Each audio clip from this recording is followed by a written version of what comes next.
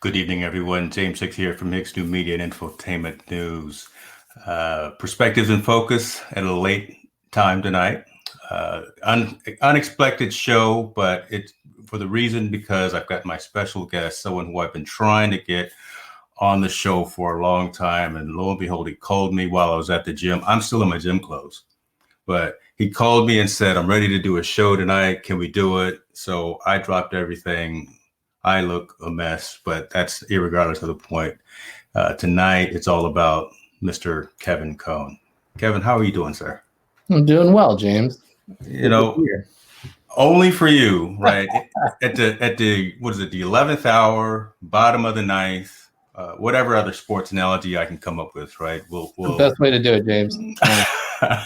do a show and hopefully we'll get some participation. Maybe we'll get some participation from folks logging in and watching remotely. I'm seeing the numbers start to pick up on the various channels, but first and foremost, thank you, sir, for taking some time to talk with me. I know we've been trying to get this going for a little while. Not a problem. Looking forward to it. So I'm not going to put you on the spot, but I do want to talk to you about you. So if you could give just the elevator pitch of who Kevin Kohn is, right? I know you from the professional side. We've talked personally as well, but give the folks that are tuning in kind of the elevator pitch of who is Kevin Kohn. Sure. No. So in the professional side, I'm an RVP of solutions here in the Bay Area. And it's kind of an admirable place to be in technology, because you get to engage great customers, top cutting edge thinkers, and work with them on finding solutions to complex problems. And so professionally, I do that. And when I'm not working, I come home. I have 5 kids, and all of them are into baseball. So when COVID isn't rampant, and even a little bit as it has been, you'll find me out in my off time on the baseball field, usually behind home plate as an umpire. So that's a little bit of my personal side. And but even now during COVID, it's been crazy because we got kids who want to play, and maybe I shouldn't say this out loud, but we do find some games more of a kind of probably the old days when alcohol was outlawed and people would go to speakeasies to pick up some alcohol, and we do that, but we do with baseball games. And so I'd rush to a field off the beaten path. We hope the police don't show up. We try to get as many innings in, and then we leave. So that's kind of been 2020 in a nutshell, hasn't it? So if there's no police officers watching, I'm not going to give out any addresses or anything, but the man is underground baseball umpire. I love that. You know what? I love you so much, and I love you even more just for saying that. I had almost forgot that you were an umpire, and in the show notes, I'll actually put a link to that awesome post that you did on Infotainment News about kind of the anatomy of an umpire. But talk to me a little bit again about, let's start there. Let's start with what you do for fun and what you do from a family perspective. First and foremost, 5 kids. Let me tell you, and ages. Give me kind of a range in ages, I guess. Sure. So my youngest is she just turned 7, and then I have 4 boys about older than her. I have a 9-year-old, a 12-year-old, a 16-year-old, and an 18-year-old. Actually, just turned 19. So quite the gamut. And one of those, I believe, has already gone to college, correct? That is correct. So, because I hear the others on the outside of your door right now just wrecking havoc, and I love that. That's what it's all about. So well, so your son's at BYU. You got 4 at the house right now. How is that being? Look, we love our families. Oh my God, yeah. But we are in the house with them 24 hours a day, 7 days a week. All of my hair is falling out up here. I just now have a completely gray beard. How are you coping with everything since February up to this time? Just maintaining sanity amongst yourself and amongst your family. Oh, that's a great question. I'm a busy guy. Even if I didn't have kids, I'm always finding something to do. When I was 17, I found this 1968 Mustang that I thought was the coolest car in the world. It was 5 different colors. The alternator was held on with baling wire. It was in real bad shape. I could lift up the carpet and look at the ground, and it was pretty bad. Wow. But I thought it was the best thing ever. So I took that car. I drove the wheels off of it. I probably put 3 motors through that car, probably 600,000 miles, and I still have it. And Really? yeah. So I've restored it completely, except it's not a restoration. It's a resto mod. It's probably the best way to look at it. And so I've posted pictures of burnouts that I do on streets nearby me to my Slack channels with my buddies. Then I got that, and then I like woodworking, so I've built desks and beds and other things like that. And so what I'd like to do with my kids is throw them into a project. Like, Yeah. hey, you're all up in my business. Let's make it all our business, and let's give you something to do with all this energy you got. So Yeah. I have this little thing I love doing with my kids. It's called the Scrap Wood Challenge, where I take all the scrap wood pieces leftover from projects I have, and I give them 1 hour to build something creative and cool. And then I judge all of them and what they come up with at the end. And so they love that. It's a lot of fun. So things like that we kind of keep busy with. So. You're like the home scoutmaster, for the Kohn the Kohn compound. So you've got all these tools and all at home in your garage, in your shed, or something like that. You've got everything that you need, planers and saws and things like that. Yes. All right. I got it all. I wish I had a nicer area to work within, but you have to break the tools out, set them all up, move things around, then break it all down and put it all in.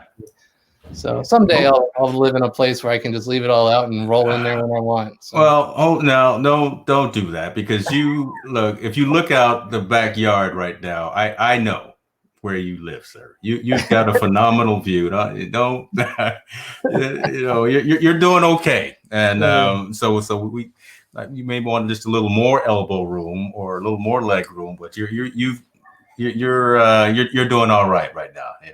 I would like to say you are blessed. So yeah, I am. And that's something to remember, right? Because I've lived in places in this world where I've lived amongst the poorest of the poor, right? Yeah. And then living here in Silicon Valley, you might not feel like it, but you are the richest of the rich. So it's I've seen both sides. It's been pretty crazy, actually. Yeah. I mean, most of my extended family lives East Coast, not really just in Virginia, and whole different dynamic, right, in terms of lifestyles, right? My family grew up, really, from a farm and from a country perspective, and very, very easygoing people, love them to death, but just a different growth, different mentality, right? And then you come to the big city or whatever, you come out west looking for fame and fortune. I was fortunate. My father was in the military, so for 26 years we were going back and forth to every different state, every different country, and all that. So I got the opportunity to see almost all parts of the world. And every time I go back home to Virginia, again, it's just a different reality, a different mindset. Not that it's better or worse. It's just different, right? And I just have grown more accustomed to living 5 minutes away from my gym or 10 minutes from my Best Buy, where everyone knows my name when I walk in, like Norm from Cheers. That kind of thing.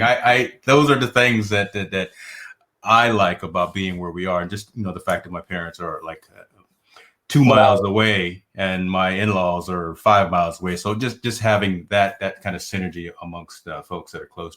So. Wow, James, Norm from Cheers. That's a pull. I'm old, brother. We'll pick that up. That's pretty good. I definitely, dated myself. Not everyone. If you were born in the 90s or 80s, you have no idea what I'm talking about. You have to be a 60s or 70s child to even know some of these references that we use. That's right. They're brother, look, seasoned. I don't say old. Yeah. We're just seasoned. We've been around the block. You can see it on our chins. to multiple chins. So So umpiring. So let me stay on the personal side a bit. So what does that do? I mean, in terms of are you going out and umpiring baseball, softball, little league? I mean, what's the age demographic that you typically focus on when you do that? Because that just seems so different from what you do on a day-to-day Monday through Friday basis, right? I mean, it sounds like a great stress relief and just escape. So talk to me about who do you focus on when you're out there doing that? Yeah, it probably helps to give a little context to that too. So, growing up, I was in, my father passed away when I was 3. So my mother was trying to, juggle 4 kids and deal with all that. And so I never had the time, she never had the time, I should say, to give me the opportunity to play baseball, but I played soccer a lot, but I've always wanted to play baseball. So, it's not a poor me thing at all. It's just a reality that, hey, if things were different, I probably would have loved to play baseball when I was a kid. So when I had kids, I thought this opportunity to kind of, give them something that I didn't have a chance to do. So when my kid turned 5, I brought him out to the baseball field, signed him up for Little League, and I had no idea what I was doing. And I'm sure they sensed that this guy was completely green and willing to kind of volunteer. So we're going to put him right away to work before he gets smart and realizes that he doesn't have to necessarily do everything. Yeah. And the first thing they said was, we need an umpire, and you're going to be the umpire, and we'll train you. And I'm like, what? I have no idea what I'm doing, And so they did. They trained me. I showed up for these trainings, pretty intense stuff. It was like 8 hours a day for 2 days to start. And then there was, every other month, there's another training like that. And I was like, these guys are serious, man. They iron their shirts. They fold their hats and iron their hats a certain way. And I'm like, come on. You guys are taking this a little too far, don't you think? But with all of that training, I realized that, there's not enough umpires, and my kids, to give them a quality experience, I wanted to, make sure to contribute in a way that would make that a more quality experience, and umpiring was the way to do it. So to say that I'm in love with umpiring probably is not 100% true. But you're on the field for the entire game though, so not even like a coach, right? You're there. Offense or defense? The best seat in the house for sure. You get to see everything on the field, right? So at least you hope you get to see it, right? Hopefully you do, because otherwise you're the one getting yelled at by everybody. Yes. Where are your glasses at?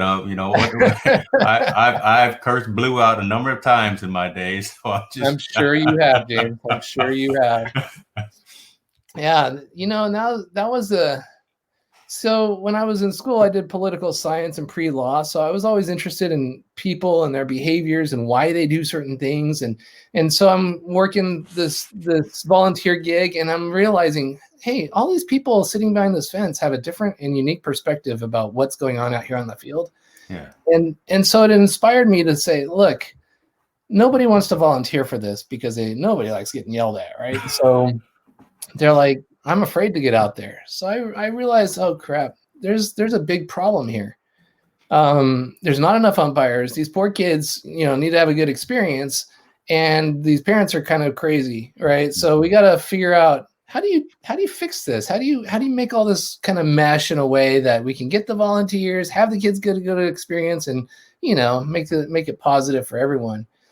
So I started to think about it the way I do in my professional job. I'm like, this is just a problem that I have to come up with a solution to. So I started thinking it through. Hey, what do I do? How does this work? Can I put this together in a different way? And I came into this one league where I'm living at now, and there's the chief umpire who was, doing himself. He was doing over 120 games a year, which is an insane number of games, right? Wow, yeah.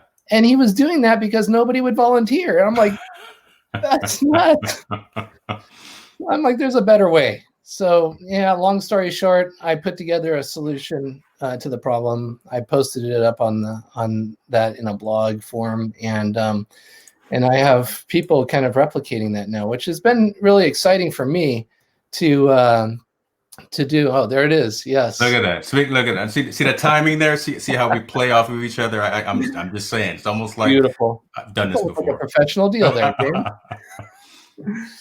Yeah. So yeah, I put that together, and I have been asked to come into various leagues all throughout the district and throughout the area here. They've invited me to come in and speak to the board. Hey, how did you get your umpire program turned around? Why are you seeing what you're seeing, and how do we do what you've done? And so in answering all those questions, I thought, shoot, I should just write this down and just put it out there for whoever that finds any value from it whatsoever to go. And I figure if there's a lesson learned that we gain, might as well put it out so everybody can learn from that as well. And if they want to, they can grab this and go. So that was the background. So I love it. And you've seen it kind of take off, people taking advantage of the whole program that you've written in your area. Has it grown outside of your area in the Bay Area? Do you know?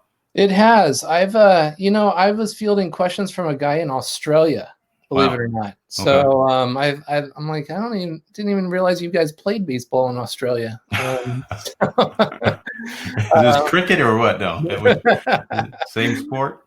I think that is their main sport. So they're probably, and then I had a South Korean guy call me. Okay. I know they play lots of baseball in South Korea. And then on the East Coast had a few. So it's been interesting. And again, I'm sure there's other improvements people can make to that, what I put together, and I hope they do. Right. So, yeah. Well, I look forward to seeing you at the Little League World Series one of these days when we can all get back together to large venues and groups and crowds and movies and sporting events. I'm gonna look behind the plate there and I'm gonna see Blue. And I'm gonna say, I know that guy. You can't see a strike if it hit him. Well, no, I won't say that. I won't say that. All right, let's pivot into Monday through Friday. Technology man, you design solutions, you help people with their problems, people being customers and businesses. Talk to us about, I keep going back to just 2020 just because everything has changed so much. So talk to me about how your day-to-day work life has changed in this particular year. Because look, before 2020, I was at your office every other week. We were hanging out, we were talking, we were planning to take over the world, but now everything is kind of not stopped, but just shifted, right? So you're engaging and interacting with your customers slightly different. How has that changed you, and how has that changed kind of the folks that work with you and or for you? Yeah, this is that's been the number one issue that I've been faced with and grappled with this entire year, which normally my job involves meeting with people in person. It's really challenging to solve a problem without being in a room with the people that you're going to war with. That's a good point. These are people who are living the problem. There's intangibles involved with every problem that's out there that technology itself just doesn't solve. In fact, I would say that a large portion of the solutions that we come up with involve the people and the process aspect of the environment, and technology kind of is an afterthought a little bit. Because you can make the tech do what you want and need it to do. Especially today, things are so malleable. Yeah. But what I've found in my normal job is a lot of success when you get in this room.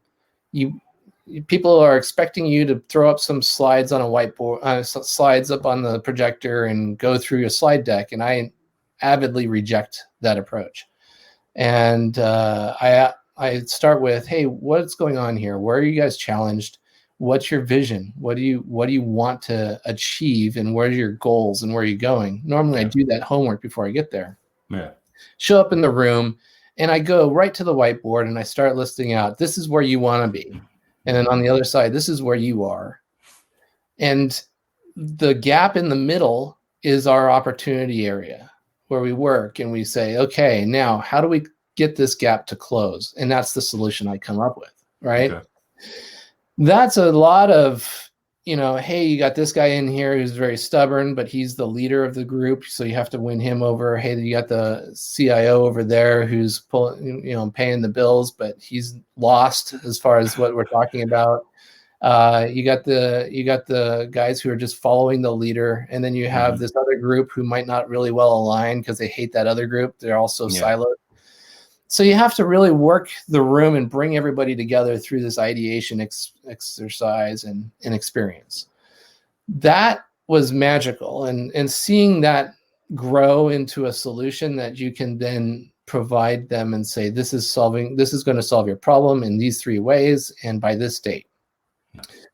To now, everything's online, everything's on WebEx or Zoom, and you can't see anybody in person. Yeah. The opportunity to get together and even identify the problem is a lot more challenging. And then coming to a solution and getting all the people involved on board, wow, it's very daunting. So that's the challenges I've laid out from where my job has changed this year. And that's the answer to that first question I think you asked, which that's something that I think a lot of people are still grappling with. I think we're seeing a slight change in the industry as well. Whereas before you would find there's this salesman who goes out and because of his relationships convinces people to talk to him. And then there's this technical guy who kind of follows along in his coattails and then says, here, I'm going to tell you about all the bells and whistles of that thing the sales guy has just told you. Yeah. That life is either dead or dying in my mind. I see it as technical people who understand the technology, but can also understand the people are going to rule the day. I think that's where the industry is moving towards. I completely agree with you. Yeah. Yeah. This, technology guy with a sales guy approach, I think is going to be going away in the next 10 years or so. So that's we'll see how right I am on that. Maybe I'm not, but I think that's where we're going in the industry. And so now you add in everybody's working from home. So where do you gain traction with these people and how do you penetrate that? And I think part of that answer is a lot of people try to do their homework before. So you have to start with the collateral first. You have to produce valuable collateral that people are interested in reading, that identify where they're at and instill them with some confidence that you can possibly solve their problem. And so enough so that they'll take your call, they'll meet your Zoom, they'll get on your WebEx, and you can start there. Yeah. But that's the challenge, I think. I think that's where you go with it though. So and that's tough, right? Because look, we all now no longer have the commute, so everyone swears that you can be available on teleconference from 5 a.m. to 10 p.m. just because. And I swear it's tough for me when I either need to or have to or even want to get my partners involved that I work with on a day-to-day basis. Say, man, I don't want to waste your time. I only call you when I only raise the bat signal when we have to, but can you get on this Zoom call so we can talk about X, Y, and Z? No, I don't want to get on the call. Okay. Well, what's the compelling story? What's in it for me? What makes this relevant to what I'm doing, what you're doing with your customers or with your partners or with your constituents?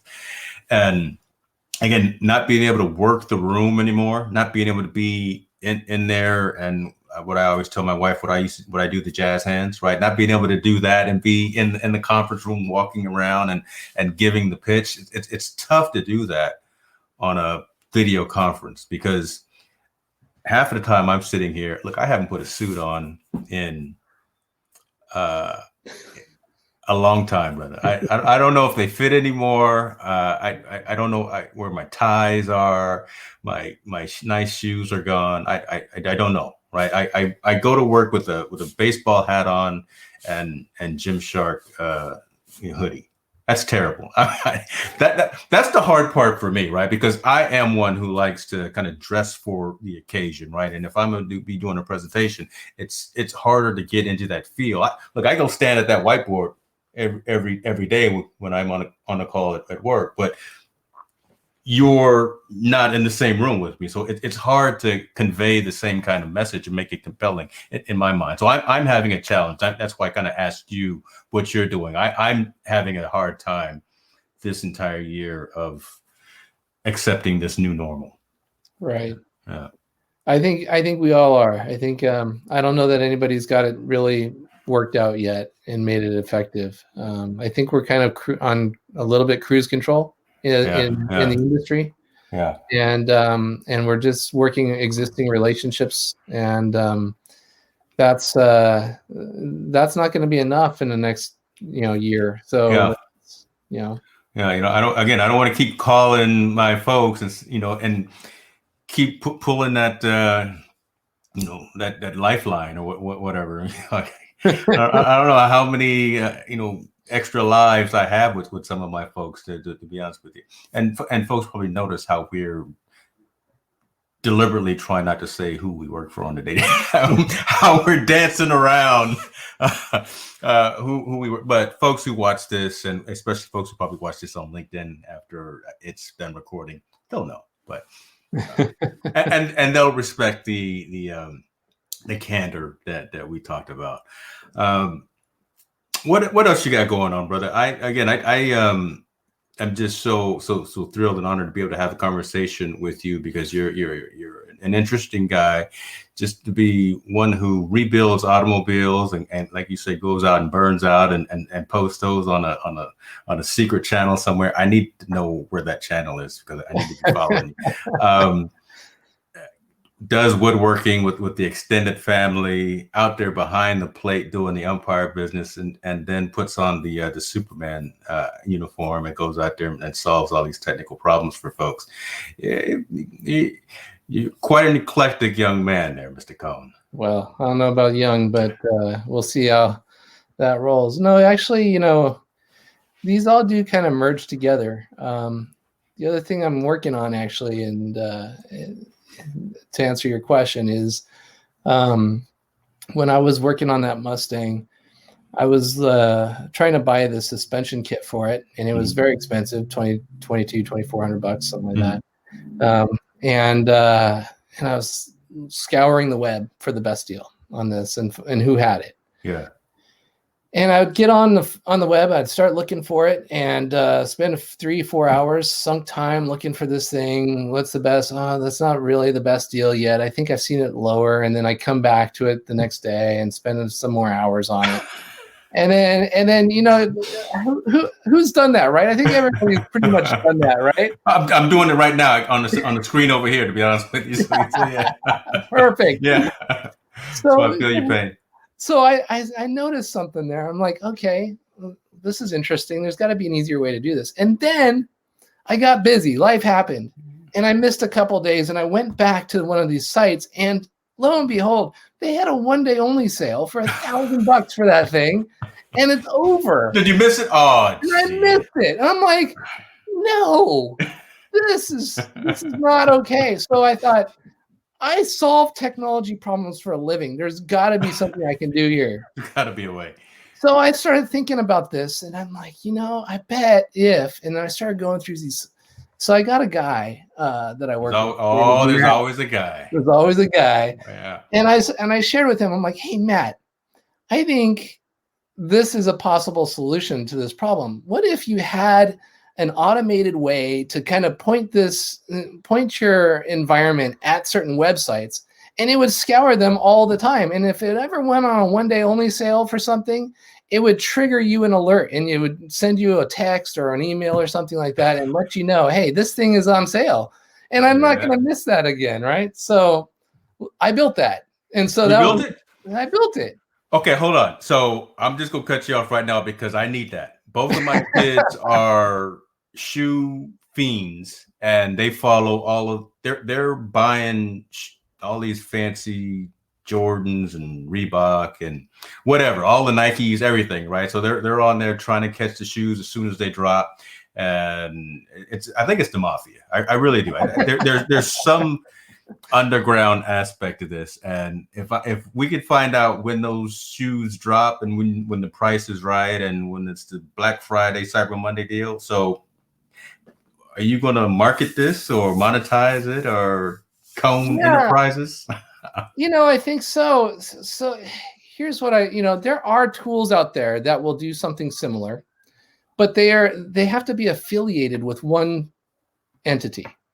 Yeah. So for example, you're going to find companies out there who say, oh, we'll alert you when we find the best price, but it's only on Amazon, only for things at Amazon. And Amazon has this really interesting thing that if you're affiliated with them, they will not allow you to affiliate with anybody else. So it's an all or nothing thing. And so to me, that limited what I was trying to do. I'm like, no, I want to have exposure to as broad of a base of vendors and companies as possible. And as broad as Amazon is, which it is broad, right? Yeah. I thought there are still, you realize that if you're going to market your goods on Amazon, you have to pay close to 20% in fees and dues to them. So when you sell that thing, that you're getting 15 to 20% of that product is going straight to Amazon for their due, right? And I'm like, that's stiff. That's pretty heavy. So I thought, well, that's just like the mobile sites, right? So that's the whole app store thing with Apple as well. So right, no, good point. So I thought I'm going to take a different take on this. This is going to be Amazon meets Craigslist, right? Meets whatever, kind of all coming together. And a homegrown eBay here with and even eBay, like I use eBay as a source. So I have 130 million products that I have right now listed in my site. And what I'm going to do and have been doing is anybody who wants to list their products in the site can do so freely. I don't charge them, right?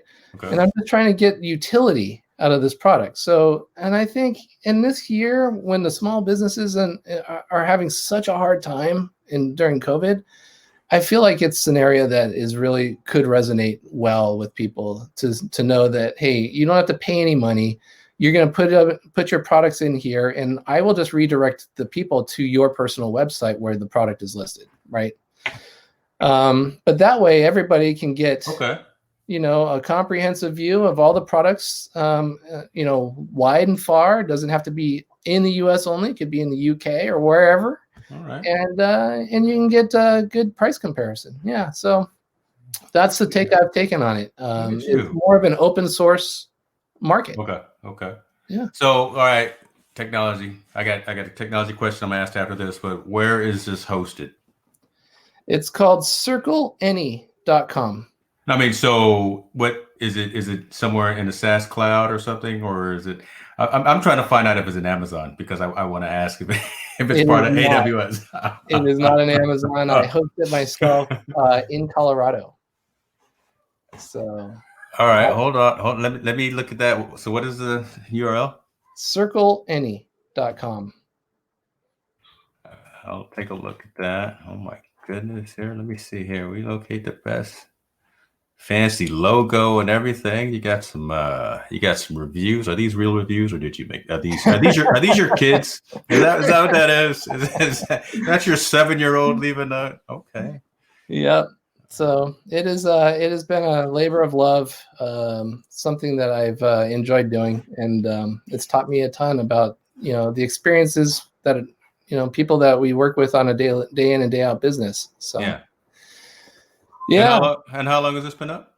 This has been up about a little over a year. Okay. In fact, we're about to redesign this front end a little bit, pulling out the video aspects of this, and there's going to be a little bit different layout here shortly, but yeah. And the idea here is, if we could get, a lot of people, a lot of companies realizing that they could just upload their product portfolio for free, that hopefully it brings them more business. And this becomes a better utility for examples like the one I shared, where if I'm really searching for something that's weird or different or not normal, or even normal things, that I can find it pretty easily and have it alert me when I get the price I want. I love that. I'm signing up tonight. And have you got again? Have you got shoes on there? You got the new Nikes on here? You should see it in there. You're going to see a lot of things from people who are affiliated with Walmart. Okay. We had things in there from Amazon. We have things in there from eBay, and about, I don't know, 90 or 100 different vendors that are in there right now. Okay. And it just, based on the relevance algorithms that I run, depends on which one of those vendors is prominent in the results list. So is it just pricing? Is it also availability? Because I'm looking for this Nintendo Switch, so my daughter will be a happy camper this next month. It'll tell you if it's available once you click into it. Dude, it'll let you know. So that is why we had this conversation before holiday time, because that's gold right there. Okay, I got some plan to do tonight. And you do this in your spare time. You got your own half of a soccer team at the house with kids, and day job umpiring, bootleg sporting events. That's why you got the couch in your office, right? Because when you get through coding and designing solutions with Circle N, he just crash on the closest location. That's right. You got it. That's pretty good. All right, let me ask. So, personal technology. Again, we're technologists by heart. What, from a personal technology perspective, is your go-to tool? Right, device, application, software, hardware, whatever the case may be. What is it that you got to have with you all the time, or you use frequently? Well, I think we all are fitting that boat of having an iPhone nearby, right? So definitely that. But I think between an iPhone and an iPad and the MacBook and all the other crap that we have to deal with, quite frankly, I'm actually looking for times when I don't have a piece of technology in front of me all the time. I love it. I love getting out there and working with my hands and building something. And so if I can get out and get a box end wrench in my hand. In fact, this year in December, I bought the kids and me, I bought 2 dirt bikes. Okay. Well, hold on. Don't talk too loud. Do they know about the dirt bikes? I mean, they're right there on the other side of the door. And they're like listening, right? What's Daddy doing in there? He's supposed to be, watching TV or playing with us. Okay. Right. Dirt bikes, right on. Yeah, it's something I wanted to do for a long time, and I'm like, I'm not getting any younger. I got to just do it. So The timing couldn't have been more perfect because COVID hit, everything shut down, and the only thing you can do are things by yourself or yeah. I throw the bikes in the truck and I head down the road to the nearest place where I can go. It's 13 miles away, and I tear it up with the kids, and we have a blast. So that's cool, brother. So getting a wrench in my hand, working on those, teaching my kid, hey, this is how it works, this is how you maintain it. That's a lot of fun. So honestly, that's the kind of technology I like to do in my off time. So I like that. That is actually a perfect answer, because we spend so much time anyway in front of all of these screens, and we spend so much time on, right? Because when we're doing whatever it is we do on the Monday through Friday basis, to be able to focus on what's most important, family and quality engagements and interactions with them, getting a little dirt underneath your fingernails. That's cool, man. That's what it's all about, and that's why I respect you so much, and I'm glad to call you more than just a colleague, but I'm thrilled to call you a friend too, brother. Oh, I appreciate that, Jim. So look, do what you got to do. Stay safe. Enjoy the holidays. Don't eat too much, right? Because it's. We're getting up there. We're more seasoned now, and it's harder to work it off, right? Just getting out there on the bike doesn't help with all of that pound cake that you've been eating, or the pecan, or that maybe that's just me. My son made some cheesecakes the other day, and I've been dipping in them all day and all night. It's really pathetic, to be honest with you, how much I'm eating. But Well, he's up there, buddy. That chair can only hold so much. I'm looking at a new one, to be honest with you. We won't. That's a whole other show. We won't talk about that as well. Mr. Kohn, be good to yourself, brother. I appreciate you again for taking the time for coming onto the show, just talking. I just really wanted to share with the audience who you are and let folks really hear from someone who was just a great mentality, a great family man, a great leader in the industry as well. I wish you nothing but the best, sir. Be good to yourself. Thank you, Bud. Later, brother. Nice to meet you. Take care, James. Later.